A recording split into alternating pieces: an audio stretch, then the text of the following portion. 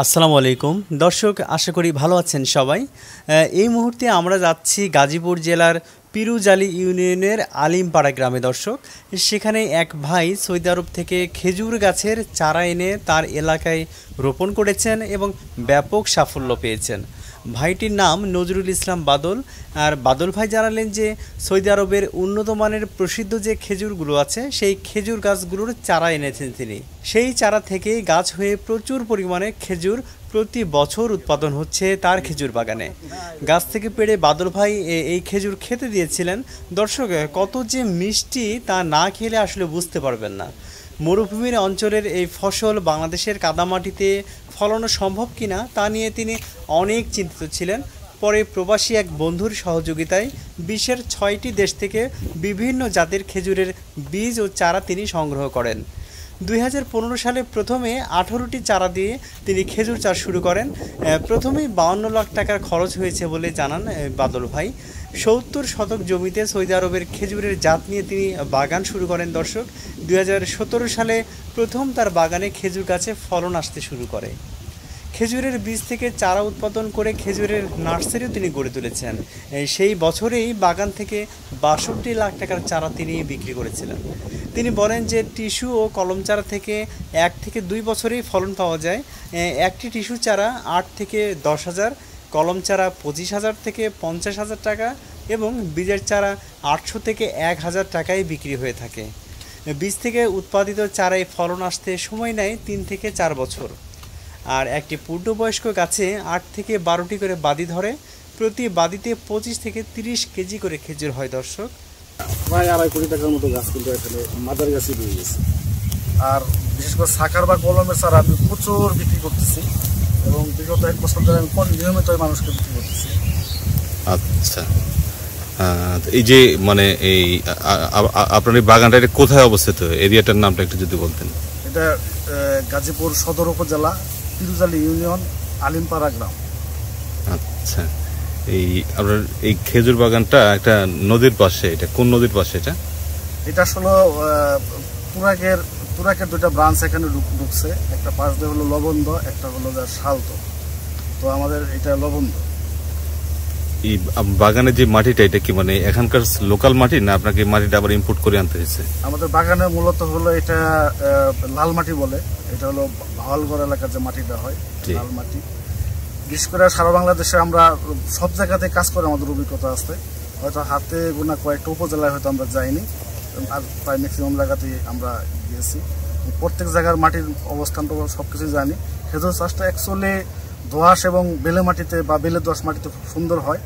আমাদের এখানেও সুন্দর হচ্ছে, কিন্তু আমাদের দেখা গেছে মাটিটা কিছু ওর যে গর্ত যে আমরা রেডি করি, গর্তের মধ্যে কিছু বালির পরিমাণটা বাড়িয়ে নিতে হচ্ছে। আচ্ছা, তাহলে আপনি বলতে চাচ্ছেন যে মানে গাজীপুর সহ বাংলাদেশের মাটি এই সৌদিয়ান খেজুর চাষের জন্য উপযোগী নাকি? আমি মনে করি টেকনাফ থেকে তেঁতুলিয়া পর্যন্ত সমস্ত জায়গাতেই খেজুর চাষ সুন্দরভাবে সম্ভব এবং হচ্ছে।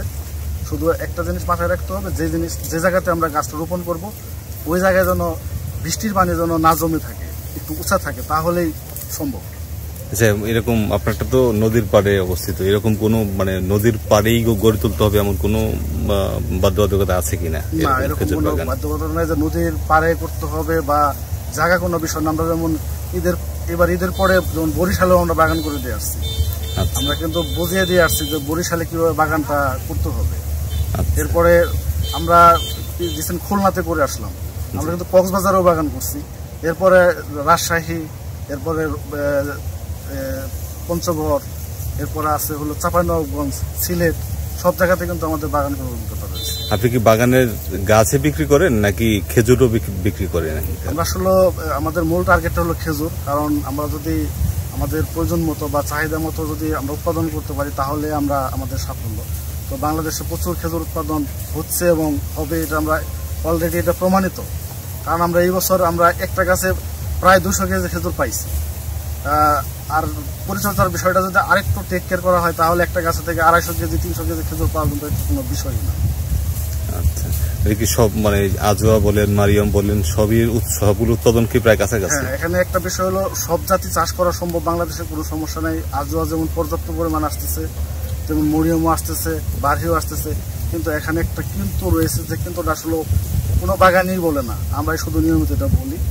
আমাদের এই আবহাওয়াতে আসলে কাঁচা যে খাওয়া যায় যে খেজুরটা, বিশেষ করে বারহি, খুনিজি এবং মিশরের একটি জাত আছে, সেই সাথে আরও কয়েকটা জাত আছে, আমাদের সবগুলো জাতি আমাদের বাগানে আছে। এই জাতগুলো কিন্তু আমাদের আবহাওয়াতে পারফেক্ট, এবং এটাই আমাদের চাষ করতে হবে। আর বাকি ধরেন কেউ শখ করে একটা আজোয়া খেজুর গাছ লাগাইলো, ঠিক আছে, সে আজোয়া খেজুর গাছে পাকবে, সুন্দরভাবে পাকে খেজুর, কোনো সমস্যা নেই, সে খাবে, ফ্যামিলির চাহিদা পূরণ করবে, কোনো অসুবিধা নেই। কিন্তু যখন বাণিজ্যিকভাবে করতে যাবে তখন কিন্তু তার খেজুরটা সংরক্ষণ করতে পারবে না। কী কারণে পারবে না? কারণ ওই সময় খেজুর পাকার সময় প্রচুর বৃষ্টিপাত হয় এবং প্রায় প্রতিদিনই বৃষ্টি হয়, কিন্তু খেজুর পাকার পরে কিন্তু শুকাইতে হয়। যেমন এই বছরের যে খেজুর পাকার মুহূর্তে কিন্তু তাপমাত্রা খুব ভালো ছিল, বেশি ছিল, এবং বৃষ্টিটা বেশ কিছুদিন বৃষ্টি হয় নাই, যার কারণে দেখছি আমাদের গাছের মধ্যে খেজুর পেকে কিন্তু শুকিয়ে গেছে, এবং সবাই খেয়ে দেখছে যে ওটা স্বাদ আরও বেড়ে গেছে। তো যার কারণে আর প্রতি বছর কিন্তু এই আবহাওয়াটা বিদ্যমান থাকবে না, যেহেতু খেজুর আমাদের শুকানো যায় না। কিন্তু বিকল্প আমরা এই ড্রায়ারের মাধ্যমে বা সোলার ড্রায়ারের মাধ্যমে শুকানোর কৌশল করলে আমরা একটু দেখতেছি, সেটা হলে হয়তো সম্ভব হবে। কিন্তু বাণিজ্যিকভাবে করতে গেলে অবশ্যই যেটা কাঁচা অবস্থায় খাওয়া যায় সেই খেজুরটাই করতে হবে। শুকানো যেটা, এটা কি গাছেই শুকাচ্ছেন নাকি অন্য কোনো? এই বছরের আবহাওয়া কিন্তু যে অবস্থা ছিল, গাছেই কিন্তু পেকে শুকিয়ে গেছে, কোনো সমস্যা হয়নি। আর যখন নাকি প্রতিদিনই বৃষ্টি হয়, আর্দ্রতার কারণে কিন্তু পাকার পর ওখানে ফাঙ্গাস সৃষ্টি হয়। আপনার বাগানটা মানে বাগানটার আয়তন কি পরিমাণ? আমাদের পুরো প্রজেক্টের এরিয়াটা আছে 7.5 বিঘা এখানে। আচ্ছা, এখান থেকে এবার মানে কত মনের মতো খেজুর আপনি করতে পারছেন, উৎপাদন করতে পারছেন? আমার এই বছর যা আসছিল তাতে প্রায় সব মিলিয়ে 1500 কেজি ভালোভাবে পাইছি আমি। কিন্তু এবার যেটা করছি, অনেকেই মানে কেনার জন্য আসছে, ক্রয় করার চেষ্টা করছি, কিছু পরিমাণ আমি বিক্রি করছি। আর সারা দেশে থেকে যত আমার লোকজন আসছে সবাইকে একদম খাওয়ার জন্য উন্মুক্ত করে দিয়েছিলাম, তো তারা খেজুরের স্বাদটা বুঝে যেন এটা যে চাষ করলে কি লাভবান হয় বা কেন করা যাবে সেটা যেন বুঝতে পারে। বুঝতে পারছি।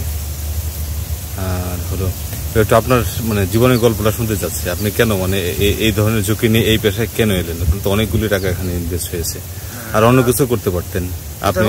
এটা হলো আপনার পড়াশোনাটা সম্পর্কে একটু আগে জানি। আমি আমার প্রাথমিক বিদ্যালয় হলো আমার বাড়ির পাশেই, আলিমপাড়া প্রাথমিক বিদ্যালয়।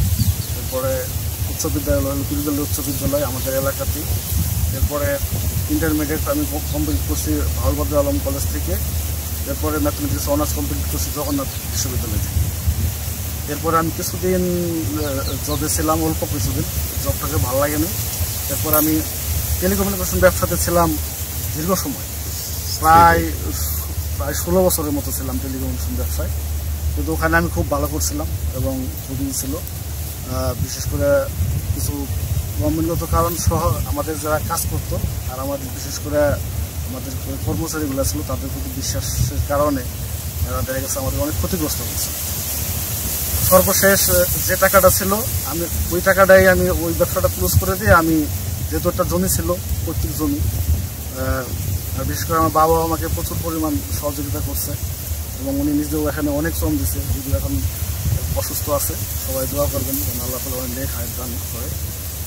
সেই সাথে আমরা যে 52 লাখ টাকা এখানে ইনভেস্ট করি, কারণ আমাদের মাটি প্রস্তুত প্লাস আমাদের এই চারাগুলো বাহির থেকে অনেক টাকা দিয়ে নিয়ে আসতে হয়েছে।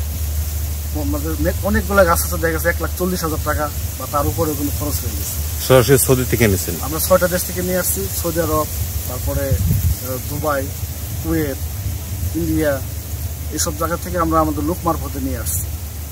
আচ্ছা, কি শুরুটা কিভাবে করছিলেন, মানে ওই গল্পটা জানতে চাচ্ছি, কেন আপনি এই ব্যবসায়? এরপরে যখন আমি ওই ব্যবসাটা যখন অনেক বড় ধরনের ধরা খাইলাম টেলিকমিউনিকেশন ব্যবসায়, তখন চিন্তা করলাম যে কিছু একটা করতে হবে। তখন আমি বিভিন্ন চিন্তা করতে থাকলাম যে আমি কি একটা ভালো পোলট্রি করবো না অন্য কি করা যায়। বিভিন্ন চিন্তা করতে করতে আমি একটা আমার খালাতো ভাইয়ের বিয়ের অনুষ্ঠানে যাই। তো ফেরার পথে আমাদের কিছু বন্ধু বান্ধব আছে, বিশেষ করে আমাদের বাড়ির পাশে কাঠের ব্যবসা করে মুজাম্মেল নামে একটা ছেলে। ও বললো যে ভাই এখানে একটা সৌদি খেজুর বাগান আছে। এখন না, বাংলাদেশ সৌদি খেজুর তো হয় না, তুমি কি আন্তর্জাতিক কথা বলতেছো। আমি বিশ্বাস করি নাই। পরে বললো তখন বাজার রাত 10টা, ভাই চলেন তাহলে আমরা একটু বাগানে যেতে পারি কিনা। তো ও নিয়ে বাগানে ঢুকলো, যাওয়ার পরে দেখলাম যে না, গাছ হয়েছে। দেখে আমি পরের দিন আবার রাতে চলে আসলাম, পরের দিন আবার গাড়ি নিয়ে আমি ওখানে চলে গেলাম। তো আমার সামনেই দেখলাম যে উনি ওই বাগানের মালিক যে সে জায়গায় গেছে 2টা গাছ 11 লক্ষ টাকা বিক্রি করলো। তখন আমি চিন্তা করলাম যে উনি নন এডুকেটেড হয়ে বা এই অবস্থাতে 2টা গাছ এরকম বিক্রি করলো, তাহলে মনে হয় এটা নিয়ে আসলে অনেক কিছু করার মতো মনে হয় আছে। আমি তখন থেকে চিন্তা ভাবনা করলাম, ওখান থেকে কিছু গাছ আমি সংগ্রহ করলাম এবং যে গাছগুলো সংগ্রহ করলাম উনি আমার সাথে পুরোটাই প্রতারণা করছে এবং আমি অনেক ক্ষতিগ্রস্ত হয়েছিলাম। এরপরে আমি থাইল্যান্ডে যখন বাগানে দেশে যোগাযোগ হলো তখন তারা আমাদেরকে বিভিন্ন সহযোগিতা করে পরামর্শ দিল। এরপরে আমি নিজে বুদ্ধি খাটে এরকম 6টা দেশ থেকে গাছ সংগ্রহ করে আমি এই বাগানটা গঠন করি। এরপরে আমি বীজের গাছ নিয়ে কাজ করি, বীজ দিয়ে আমি অসংখ্য গাছ উৎপাদন করি। দেশের বাইরে থেকে গ্রীষ্মকাল ছাড়াই গাছ নিয়ে আসি, দেশের আমি সাকারের গাছগুলোকে নিয়ে আসতেছি। এখন দিন দিন খেজুর চাষটা বাংলাদেশে অনেক ডেভেলপ হচ্ছে। আচ্ছা, ভবিষ্যৎ পরিকল্পনা কি? আমার এখানে আসলে ভবিষ্যৎ পরিকল্পনা আছে যেটা অন্তপক্ষে, কারণ আমাদের এই বাগান শুরুর মুহূর্তে একটা থিম আমার কাজ করছিল যখন কোনো সহযোগিতা কারণ না পাইছি, যে আগামী 10 বছরের মধ্যে আমি এই সারা বাংলাদেশ খেজুরের স্বয়ংসম্পন্ন করে দিই। দেখেন আমাদের প্রতি বছর রোজার মধ্যে শুধু 30 লক্ষ মেট্রিক টন খেজুর লাগে। এটা টাকা হিসাবে চিন্তা করতে হবে অনেক টাকা। আর একটা জিনিস দেখেন যে আমরা কিন্তু তখন খেজুরটা খাই, কিন্তু সে খেজুরটা আসলে সঠিক না, কারণ 3 বছর 4 বছর 5 বছর পুরোনো খেজুরগুলো আমরা বাজারে পাই, এগুলো খেয়ে আসলে আমাদের কোনো উপকার হয় না, বরং ক্ষতি হয়। তার জন্য চিন্তা করলে আমাদের দেশে যদি উৎপাদন করে টাটকা খেজুরটা আমরা আমাদের সবার জন্য খেতে পারি বা অন্য অন্য ফসলের মতো আমাদের বাড়ি ঘরে যদি এগুলো উৎপাদন করে যদি আমরা খেতে পারি তাহলে আমাদের অনেক উপকার হবে। দেখেন একটা বিষয়, এখন সাধারণত 25 বছর হইলেই আমাদের যে ছেলেবেলারা আছে বা আমাদের যে জনসংখ্যাটা আছে জায়গা তাদের গিরে গিরে ব্যথা, বিভিন্ন ধরনের শারীরিক সমস্যা হয়। যারা বয়স্ক আছে তাদের কিন্তু অনেক ধরনের সমস্যা হয়। শুধু এটা আমাদের ভেজাল খাবার এবং সঠিক পুষ্টিমান না পাওয়ার কারণে, যেহেতু একটা খেজুরে মানে পুষ্টিমানের দিকটা 1 নম্বর, আর আমাদের দেশের যেহেতু আমাদের দেশের মাটিতে যখন হচ্ছে ভালোই হচ্ছে, সেহেতু আমাদের এটা আসলে প্রত্যেক বাড়িতে একটি করে গাছ থাকা দরকার। আমাদের উদ্দেশ্য হলো আমাদের মাধ্যমে হোক বা যার যার সবভাবে স্বপ্রণোদিতভাবে হোক চেষ্টা করে হোক প্রত্যেক বাড়িতে জানি খেজুর গাছটা থাকে। আর আমাদের একটা হাদিস আছে যে কোনো বাড়িতে যদি একটা খেজুর গাছ থাকে ওই বাড়িতে কোনোদিন অভাব হবে না। এটা একেবারে বাস্তব, কারণ হলো যে এটা আমাদের সেই 1450 বছর আগের যে আমাদের নবীর যে কথা, সেটা একদম শতভাগ সত্য এবং আমরা বাস্তবেও তাই দেখতেছি। ঠিক আছে ভাই, বদল ভাই, থ্যাংক ইউ। আচ্ছা বদল ভাই, ওই খেজুরের গাছ থেকে আমরা যে রসটা খাই এটা কি এই খেজুর থেকে কি হয়? আমরা ইতিমধ্যে জানি যে সারা বিশ্বে প্রায় 5000 খেজুরের জাত রয়েছে। আর ধরেন আমরা বিভিন্ন ধরনের জাত উদ্ভাবন শুনি, যেমন আমের এই জাত তৈরি করছে বা কাঁঠালের বা অন্যান্য ফসলের।